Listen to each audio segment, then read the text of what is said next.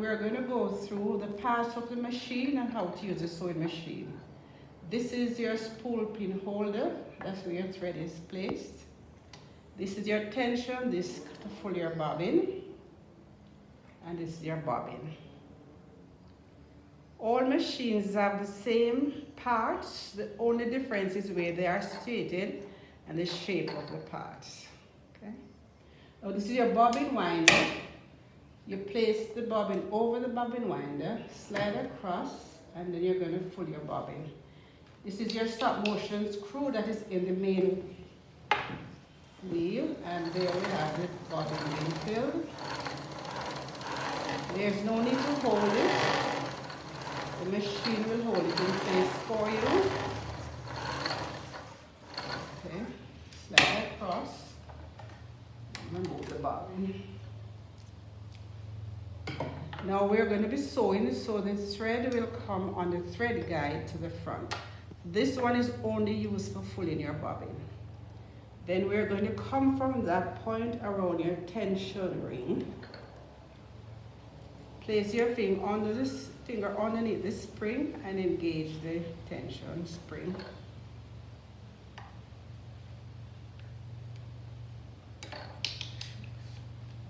Alright, so we tighten the stop motion screw. This is the screw I'm dealing with. So we tighten the screw. And then we're going to go to the pickup lever. Then to your thread guide and we're at the needle clamp. Now you slacken the screw, the needle will fall out. This needle on the domestic machines have a flat side and a round side. In this particular machine, the flat side goes to the back. You thread opposite to where the flat side is. Push until it stops and then tighten the screw. Your needle is in place.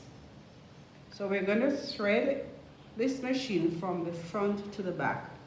There are some machines that you thread from the outside in.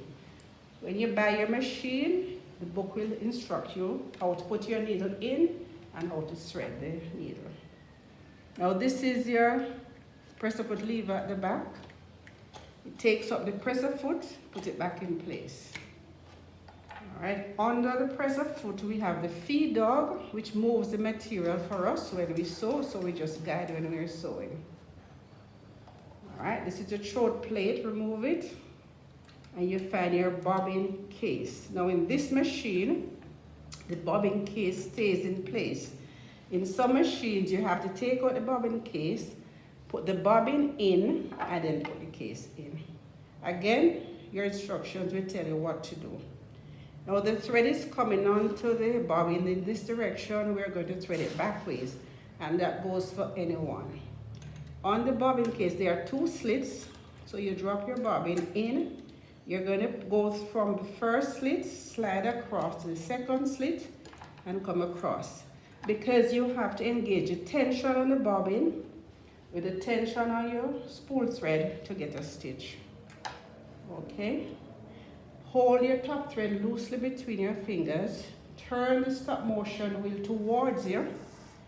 The top thread will go down and engage the bottom thread or the bobbin thread. Pull on the top thread and make sure both threads are together at the top.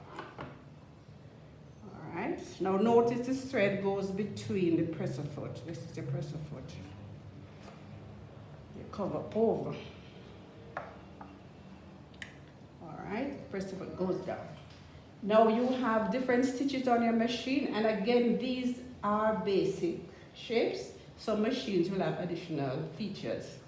So this one is your straight stitch or zigzag. We're going to keep it there. This one changes the position of the needle in the presser foot. This one tells you how long your stitches are going to be. So it's your stitch length regulator. 0 to 1 we do buttonhole, darning, or machine embroidery. 1.5 to 3.5 we do regular stitches. What happens as the number gets bigger, then the stitches get longer. On 4, we're going to get loose stitches, and those are used for gathering. We will stitch on 3 today. This is your pressure gauge, which controls the tightness or the heaviness of the presser foot onto the fabric. Now, this fabric is thin, so we need maximum pressure on it. If you're doing thicker fabric, then you're going to reduce your pressure so that it will be able to go between the presser foot and the feed dog easily. Now, the more modern machines have automatic pressure gauges, so you will not see this there. Once you put the material under, the machine will do the adjustment for you. This is your reverse button. We use it at the beginning and the end of your stitch. And on the ground, we have the switch, which gives the power to the machine. All right? Now, one of the things with sewing is that you must practice accurate sewing. And before you sew on a garment, the best thing to do is to get a plain fabric, draw lines, and stay on the lines. Practice accurate sewing from the beginning. Now here we have our tension ring. This is very important in our sewing. If the tension is not correct, then you're going to have bagging on your stitch line. Okay, so we must have the correct tension with your spool pin and the correct tension with the bobbin. The numbers are there. You have plus and minus. If it's bagging underneath, you turn to the plus. If it's coming on top, you turn to the minus. So you will always test your machine first on the fabric that you're going to be sewing before you start sewing. Now if you notice, the machine is moving the material for you. So all you have to do is hold it in place. Now you're learning, so it's best to stop and start. All right, you hold your fabric in place. Your hands must be going forward with the fabric. Once the fabric starts folding, then you will come off the line and you won't get a proper stitch. Now when you get to the end, you have to hold right to the end. You hold it right to the end. All right, make sure your pickup lever is at the top. Pull your thread like this, long enough. Pull the thread long enough before you cut, or else you'll keep threading your machine. All right, I'll turn a little to the minus because it's a little tight there.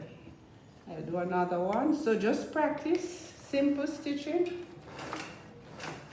with the fabric and allow it to hold it or let it go. Move your hand with it. Take your time, stop and start. Don't try to do it all the way to the end.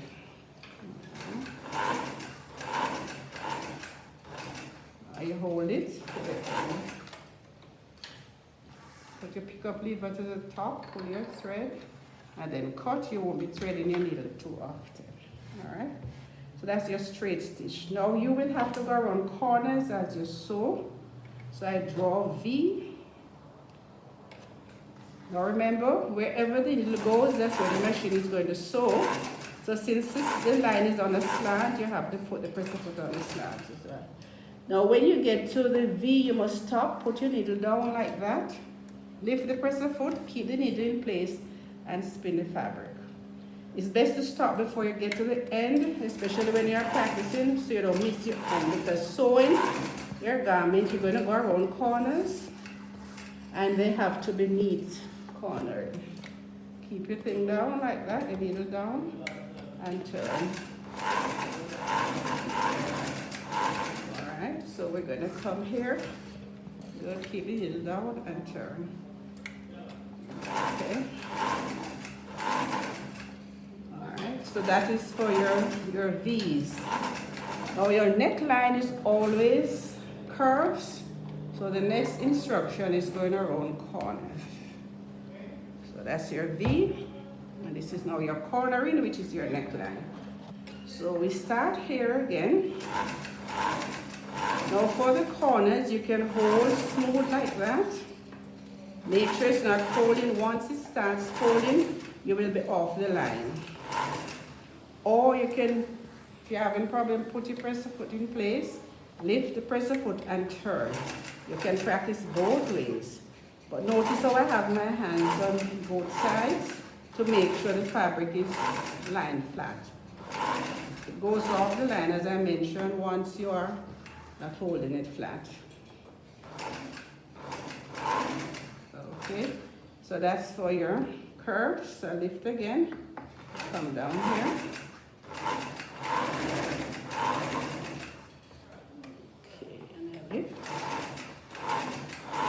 And it's important that you practice accurate sewing before you start your garment. Just give yourself a lot of practice here, and your garment will come out very professional. Okay, so you'll practice your straight stitching and your corners. Now I'm going to do the buttonhole as well. Now some machines have the automatic buttonhole.